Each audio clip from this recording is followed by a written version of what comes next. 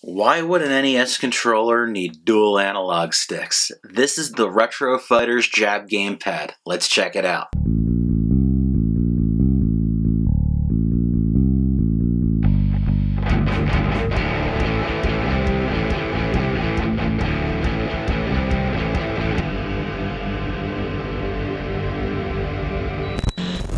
I really think it's great when a new company comes up with a bit of hardware for an old game console. Sure, plenty of them out there will make a little more than recreations of the old accessories, but that is not Retro Fighters' MO, not at all. This is the Jab Gamepad, which adds some modern features, let's say, to the NES controller, but is that a good idea? Is it really necessary? Your standard NES controller, it's a pretty simple beast. You've got a D-pad, you've got start, select, you've got B and A. Doesn't get much more basic than that. The games were not designed for anything extra. But then Retro Fighters adds dual analog sticks and shoulder buttons and analog triggers to the mix. And my first thought is, what do all these extra controls do? What's the point? And so I started playing with it. I'm sure it's little or no surprise that there is a lot of redundant button mapping with this new controller. The B and the A buttons don't just appear on the face, but on the shoulders and triggers as well. And then the analog sticks, they both do the same function as the D-pad. Pretty weird, I know.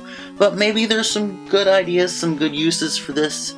So I tried some games out. When I think of joysticks and NES games, I think of arcade ports, but when you have a game like Pac-Man, you need a really accurate joystick. As the original arcade cabinet had nothing more than a 4-way joystick, analog sticks just feel really sloppy because if you're not hitting perfectly in a direction, you will miss your turn, and that is going to equal certain death in a game like Pac-Man. But in a shooter or an overhead run and gun where you can move around in 8 directions, these analog sticks fare much better.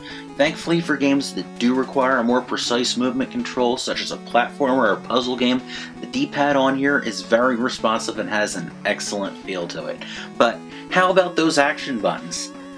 You do have your typical A and B buttons on the face. Here they are positioned at a 45-degree angle so you can easily rest your thumb across the pair and comfortably jump and shoot and do whatever else you need to do. But then those same actions are mapped to the shoulder buttons and triggers as well.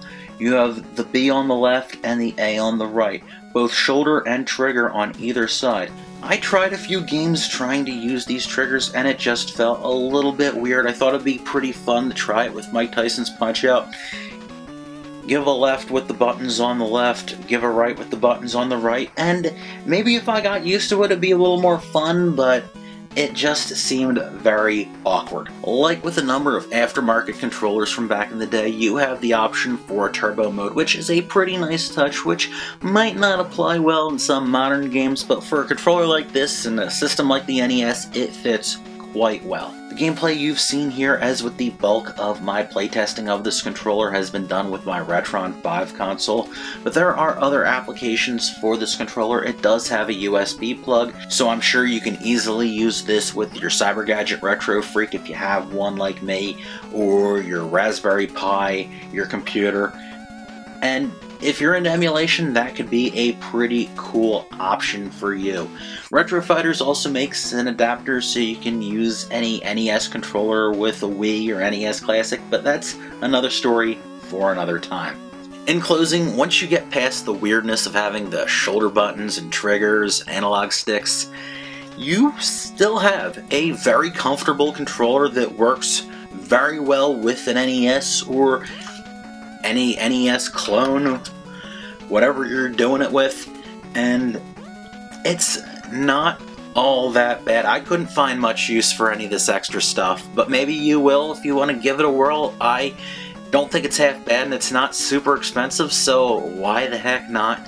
Now, let me throw you guys a question, as I love doing at the end of my videos. Do you have any accessory that's a little weird for any of your gaming consoles that you just really enjoy? Tell me all about it. Leave a comment down below. Thank you so much for watching, and I'll see you next time. Take care.